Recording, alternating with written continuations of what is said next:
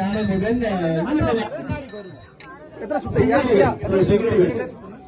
ரொம்ப தொலை பண்றாரு நம்ம விருந்தர் வந்து வேல் வாங்கிட்டு பார்வை பண்றது வேல் வாங்கிட்டு வந்து வடம் செய்யறாரு.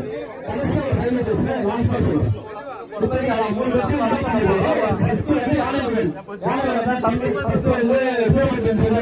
இந்த மாதிரி ஒரு சின்ன பையன் மிருகரை வந்து சாரு இருக்கு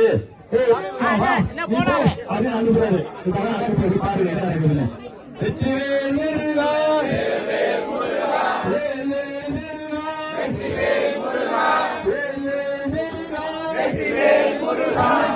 சண்டைக்கு வராது சூரபுத்த யானைமுகன்